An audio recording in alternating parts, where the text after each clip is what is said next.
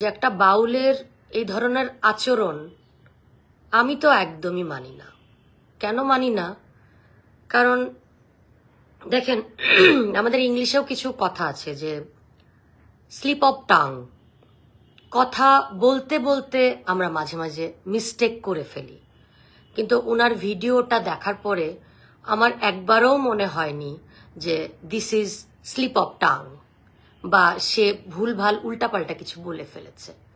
আমি বুঝেছি সে উনি নির্দ্বিধায় ব্যাপারটাকে খুবই একটা মনে হচ্ছিল যেন উনি কৌতুক করছেন। আসলে কি এটা কৌতুক করার বিষয়? দেখেন, সৃষ্টিকর্তা অবধি আপনি তখন আসবেন, তার আগে আমি আমাদের এই জগৎ সংসারের দুটো কথার সংজ্ঞা দিই। আপনি আপনার কাছের বন্ধু বা আপনার কাছের মানুষ কেউ যদি আপনার বাবা মাকে তুলে গালি দেয়, আপনি কি এটা সহ্য করতে পারেন? সঙ্গে সঙ্গে কিন্তু কি হয় বলেন তো, সঙ্গে সঙ্গে আপনাদের মধ্যে সম্পর্কের একটা ব্রেক চলে আসে।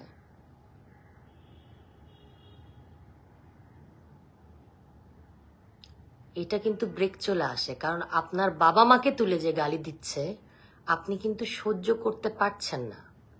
ইনফ্যাক্ট হাজব্যান্ড ওয়াইফ তাদের সম্পর্কের মধ্যেও যখন বাবা মাকে প্রসঙ্গ নিয়ে খারাপ পর্যায়ে চলে যায়, গালাগালি পর্যায়ে চলে যায়, তখন না পারে একটা মেয়ে সহ্য করতে, না পারে একটা পুরুষ সহ্য করতে।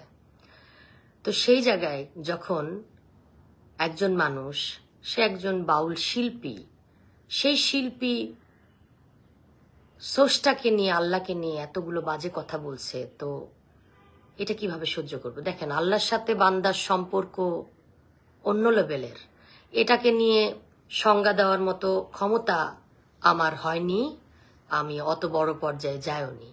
তবে আমি বলবো যে সৃষ্টিকর্তার সাথে বান্দার যে সম্পর্ক সেটা কিন্তু একেবারে অন্যরকম, সেটার সাথে কোনো কিছুর তুলনা করা যাবে না। আমি এই কথাগুলো, এতগুলো কথা বলেছি শুধু এই কথাটাই বলার জন্য যে সৃষ্টিকর্তাকে নিয়ে এবং অন্য ধর্মের অন্য কাউকে নিয়েও কিন্তু বাজে কথা বলা যাবে না। আমাদের কোথাও কোনো হাদিস কোরআন এটা নেই, এটা নেই। আমাদের আল্লাহ পাক বলেননি, আমাদের রাসূল সেই শিক্ষা দেননি। এখন আমাকে অনেকে বলতে পারেন যে আপনি তো বুরকা পরেন না। আমি আমার কাজ আমার মতো করছি। আমি একজন শিল্পী হিসাবে আমার কিছু ভক্ত শ্রোতাদেরকে কথা বলছি যেটা আমি জানি। আমি আমার দায়িত্ব আমার জায়গায় পালন করছি, আপনি আপনার দায়িত্ব আপনার জায়গায় পালন করেন।